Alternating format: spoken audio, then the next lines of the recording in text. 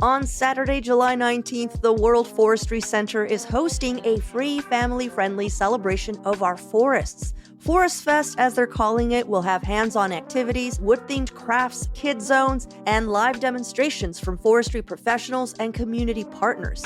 And on July 19th only, all museum visitors receive a free forest poster with admission. Learn more at worldforestry.org/event/ForestFest or head over to their social media using their handle at World Forestry Center.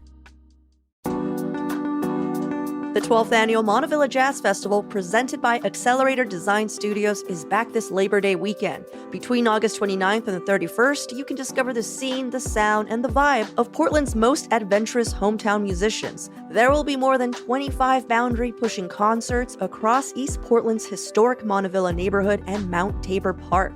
Get your jazz adventure pass today at montevillajazz.org.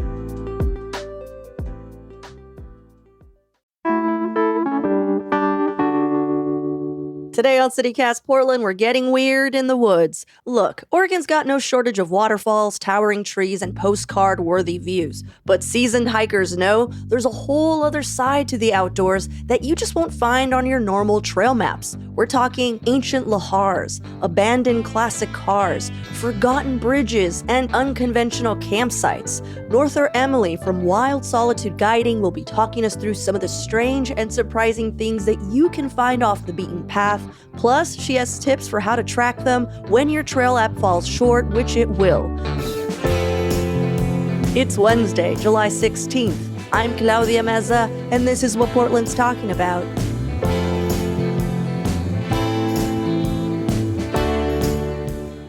So, Norther, I don't think anyone's ever said, wow, I'm so bored of all these majestic waterfalls. So what's your argument for getting out but exploring some unusual places like the ones that we're discussing today? Yeah, so there's a lot of things going on in the woods. There's a lot of interesting things to see and do. And when sure there is. Don't know anything about the landscapes that we're looking at, and we don't understand any of the history or context about the places that we visit, all we can evaluate on is like aesthetic value. The more you know about what you're looking at, the more interesting things are. And there's a lot of cool stuff hidden in the woods. And it's up to you to be interesting enough to like find out that those things exist and then go looking for them. That's my spiel. This is like middle school vibes. You're like, if you're cool, you know about Joy Division, but you're not. So, okay, so the first thing you suggest is going to find lava flows, or is it lahars? Yeah. So I know them as lava flows. Are there two different things? Yeah, those are different things. A lava flow would be like a flow of basalt rock that poured out of a vent or something like that, right? And that would be something like when you go to ape caves, you're playing around in the lava field, right? So lava tubes are super cool. But we live near so many volcanoes, and volcanoes have a ton of really interesting features that are fun to explore. I just came back from camping on a lahar this weekend, which is just like a flow of like ash and pumice that mixed with melted rainwater or glacier water or whatever and like swept down a valley. And it creates these really interesting little like funny little forests of little short trees. And it's like very open and pretty, kind of like meadowy vibes sort of, but different. So what are a few places you would recommend to find a lahar? The south side of Mount St. Helens has a bunch of landscapes like that. They're super interesting, very accessible. You can just park your car next to one and go like wander around and explore. Really great place to watch like night sky viewing and stuff like that. There was a lot of cool birds out in the lahar when we went out there this weekend. And we also picked a bunch of teeny tiny wild strawberries that were growing on the ground. And just exploring around and looking at things, you can like put the stories together about what happened to help form those landscapes. And I think that's like really fun and rewarding. Yeah. Well, what's another place that you would go check out lahars aside from Mount St. Helens? Over off of Lolo Pass on Mount Hood, there's an area called Old Maid Flats. That's kind of like by where like the Ramona Falls trailhead is. Everybody's been over there. Okay. Right? That's a big like, pumice area with lots of little trees growing on it. It's like a very similar type of landscape. It's a fun place to camp. There's a lot of dispersed camping out there.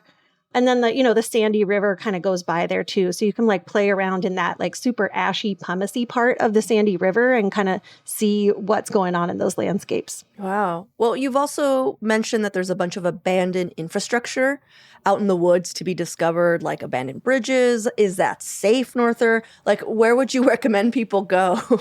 Yeah, there are plenty of like random abandoned bridges in the woods. Is that safe? I don't know. It depends on how you want to interact with it. Are you going to go climb out on the bridge and jump up and down and swing from the railings and stuff? That's probably not safe.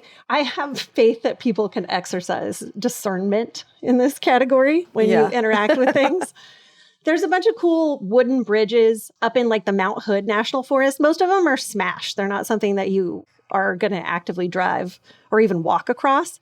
But they're really cool. They're funky and old and they're left over from another time. There's like lots of abandoned highway segments hiding in the woods on Mount Hood as well, which is kind of a fun little thing to go poke so around. Random. It's fun because you're like walking around in the woods and then you look down and there's like highway striping on asphalt under your feet, like in between all the duff and the little moss patches and stuff. Oh, wow. Obviously, lots of stuff like that in the unrestored sections of the Columbia River Highway too. Lots of cool stuff in the gorge. Well, what's the coolest thing? Like, what's the coolest abandoned piece of infrastructure that you've discovered? Train tunnels that I've visited in the Coast Range are pretty high on that list. There's like some gated train tunnels that you can go explore. There are some that are not gated. And like, to be honest, like I wouldn't go in them. People do, but like, you never know when that stuff is going to cave in. But they're cool to go look at. They're really interesting. Did you hear that, people? Don't go in the train tunnel. Don't go in the train tunnels. You never know. If nobody is maintaining it or inspecting it or in charge of it, like, you don't want to be in there when it caves in. You don't have to get hit by very big of a rock in your head to be taken to the ground. Also, don't go in a mine ever. You just look at them. They're cool. There are mines like hidden around in the Mount Hood National Forest too. And those are interesting to go look at the openings of. Yeah, people die of poisonous gas in mines, abandoned mines all the time. Oh, yeah. It's like, why would you go down there? That's so dumb. And people die of exploring, somebody died exploring a glacier cave on Mount Hood because they got choked out with like sulfur gases and stuff. So glacier caves too. Don't mess around. That's so crazy. I mean, there's lots of cool train stuff. I think train things are interesting. People used to drive old cars out into the woods and run on like a sawmill off the engine block and then just leave the car in the woods. So sometimes you can find old stuff like that. There are ghost towns. Ghost towns are pretty cool. Okay, give us, like, where should people go? Because these are, like, really cool ideas, but where can someone go to see a ghost town? There are, like, whole ghost town websites that you can go to. There's tons of ghost towns. It just depends on what you're interested in and, like, how hard you want to work for it. I mean, La Tourelle is considered a ghost town. And like Bridal Veil, and those are both in the gorge. There used to be a ghost town up in the mountains up above Bridal Veil Creek, but there's like nothing there, like you can figure out where it was and go to the GPS point, but like there's not even a pile of wood left. So kind of just depends on what you're into. Any place that you want to shout out before we move on? I hesitate to recommend something specific, but if it interests you, it's very easy to find like a lot of ideas for that and scale that to your like personal level of ability. It's not really about like cherry picking random things that you've heard about, but like kind of building an understanding of what the history is of that area and like what you're looking at. That will make it more interesting than if I just tell you, hey, you could go like to this location and look at, an abandoned house that's left over or whatever. The rewarding part is in finding out about those things and going to find them yourself. It's not as fun if I just like tell you how to do it. Wow, Norther, you're like a cool older sister. You're not going to make anyone a mixtape is what I'm hearing. All right, well, let's take a quick break here. And when we come back, how to find graveyards for classic cars deep in the woods.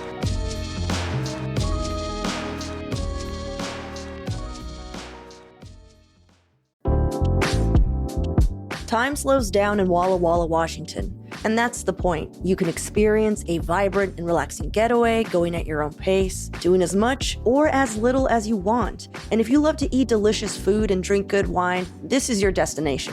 Walla Walla Valley produces everything from wheat to asparagus to strawberries to, of course, their famous Walla Walla sweet onions. So there's plenty of farm-fresh, fine dining from celebrated chefs to explore. But it's also home to more than 130 wineries offering a variety of expressions and vineyard experiences. And all of this is just a beautiful and scenic 4-hour drive from Portland.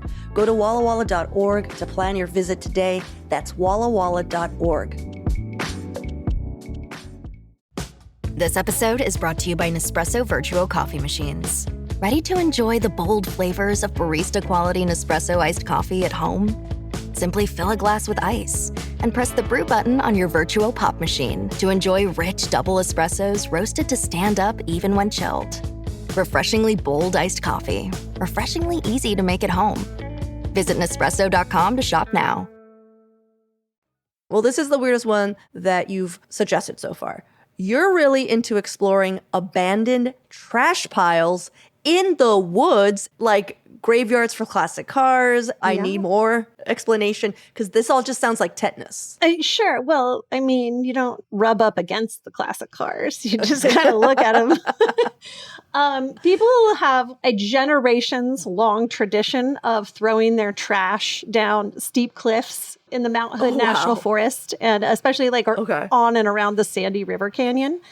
In 100 years' time, somebody could do like an archaeological expedition where they catalog all of the trash on the hillsides in the Sandy River Canyon. There's like stuff from the 40s down there that I've seen. Like, it's crazy. And that's what people used to do with old cars. They would like drive them off of their property and onto public land and then just like pile them up on the boundaries there. If you leave trash in the woods long enough, it becomes a relic, and then people will turn it into a destination. I don't know. Well, like, where are some locations that people can find some really cool trash piles? Some really cool trash piles. Lots of random trash piles in the gorge. Lots of random trash piles. If you go poking around on Larch Mountain, you'll find some fun trash. Sandy River's got all kinds of weird stuff. You have to know how to read a map to make sure that you're staying on public land. Just because somebody took you to a river spot one time doesn't make it legal or reasonable. Like, get a map, make sure you're on public land. But lots of stuff like that just on the fringes of Mount Hood, both on the like north and west sides, but also on the east side too. I bumped into one up in the Mount Hood National Forest. There was like 12 or 13 old cars from the 30s and 40s, just like chilling right on it was kind of a little nook of private land that boundaried up to National Forest land and BLM land. If you look on a map and you see like a mixture of different types of land ownership, especially a mixture of private land and federal land, or like state land and federal land, that's a great place to find a pile of trash in the woods. Or like if you were looking for a place to do something sketchy, that's where you would go. Yeah. Is it the confusion of jurisdiction? Yeah, or like I think what is so. it that okay. Yeah. Okay, gotcha. Yeah. Well, what about finding unusual campsites? Like, where do you tend to find the best places to camp out beyond the obvious choices? So a really great way to find interesting things in the woods that may have escaped you is look at how other people use those public lands and like what kind of infrastructure they have in place and like what kind of stuff do they get up to. There are, lots of really cool rock hounding places around Oregon. You can pick up a used rock hounding book for like a couple dollars. There's lots of great new ones too. I think there's some cool new books about rock hounding that have come out recently specific to Oregon. And you don't have to know that much about rocks. Like you can go and just look at the discard piles in the parking lot and kind of see what material people are picking up out there. Just go poke around and look at things. Oftentimes, rock hounding places have really nice, well-developed camps, especially if it's near a place where people are collecting obsidian. Oh, wow. The obsidian nappers like sit around all day, like napping, and they make nice little camps for themselves. So that's like a cool place to check out. Rock climbers, too, tend to spend a lot of time building out nice little places to camp. There's a lot of pretty obscure rock climbing destinations that are like cool and interesting, but not super popular with local climbers, usually because of the type of rock. It's just like not that fun to climb on. Also, rock climbing only happens a few months out of the year. So like nobody will care if you go camp at the cool rock climbing camp spot in November. There's not going to be anybody there. Well, what is the most unusual campsite that you've camped out in? Oh, wow.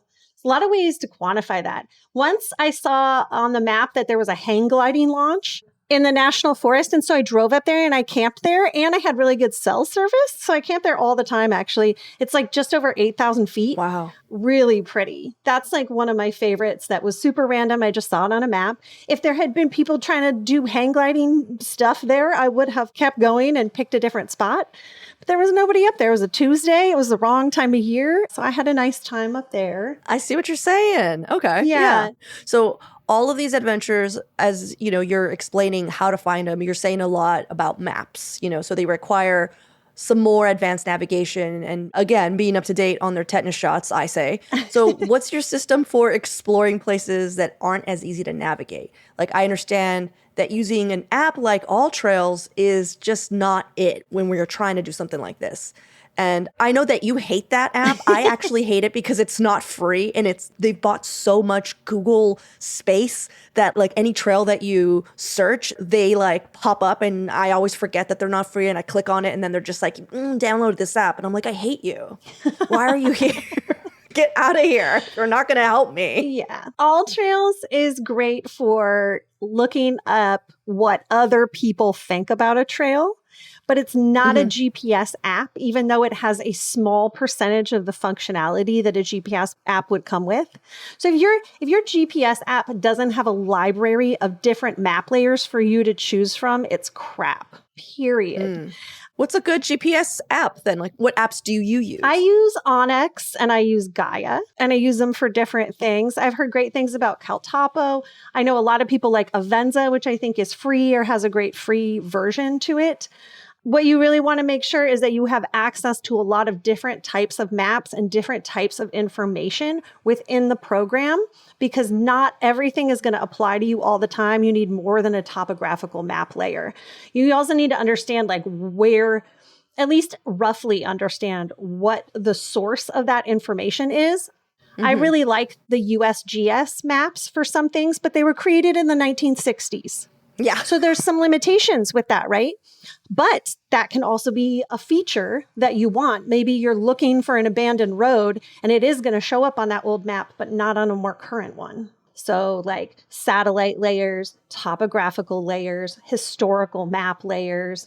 You want to have access to really good data about water and watersheds and water movement, especially for navigational purposes, because bodies of water like rivers and creeks and lakes and stuff are the easiest thing to translate from a map to what you see on the ground.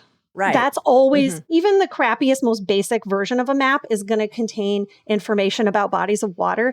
And it's a very easy piece of information to interpret on the ground. And we all logically understand that water follows downhill, like that gravity is what pulls water in one direction or another. So it like tells you a lot about the landscape if you can figure out where water is and which direction it's moving. Places that are developed for recreational use are going to have great maps. Like the National Forest is always going to have a nice map for you to buy. National parks have a nice map for you. They give you in the little folder thing. Sometimes state parks have an okay map. Sometimes they leave a little bit open to interpretation. Yeah, or do they leave stuff out as well? They omit things on purpose, I think. That's what I would imagine. To draw you into certain areas and not give you enough, too much information to get yourself into trouble with. But anytime you're outside of the developed recreation areas or you're not on like national forest land, there aren't really any official resources for you. So like state land, like the Tillamook State Forest, pretty much the whole Coast Range, there are no accurate road maps in the Coast Range. The purpose of that public land is resource extraction, and that's what they build the roads for. So roads are built, road networks are created, and then they're decommissioned. So you have to kind of aggregate a lot of different types of information together to be able to layer enough to make it useful to you. Hunting unit maps are the only maps that attempt to cover those undeveloped recreation areas, so like state lands and BLM lands. You got to go to the hunting, like the Sportsman's Warehouse type of store or whatever to get these like hunting unit maps. They aren't topographical maps, but they will show like infrastructure. So like roads and little buildings and things like that. Cool. I didn't even know all these maps existed. Well, Norther, thank you so much for hanging out and, giving us some tips on how to enjoy the outdoors. The non-basic version, though lovely. Do you do this stuff with a machete? Because I imagine you out there with a machete. No, I've never used a machete. Okay. If don't do things that are so hard that they're not fun. Yeah. You know, and also like learn how to pick a line. I got into a situation once where I like was hiking off trail and I was like, oh, I'll connect to this old road that I see on the map. And that old road is not there anymore. And what is in its place is about a mile of salmon berries. And I ended up crawling, like army crawling through the salmon berries because they were so thick at the top that the only way I could get through was like on the bottom. And that was super dumb. I didn't have to do that. Like I could have just gone back to the meadow where I started and like picked a different line.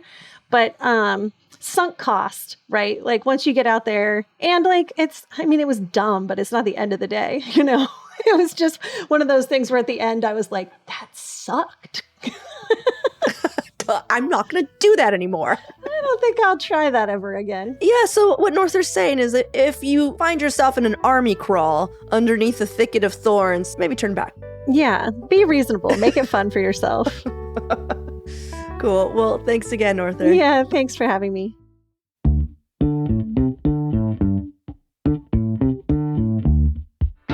That's all for today here on CityCast Portland. Thanks so much for listening. If you enjoyed the show, please share it with a friend, rate or leave us a review. It really does help us out. We'll be back tomorrow morning with more from around the city. Until then, see you at Slim's.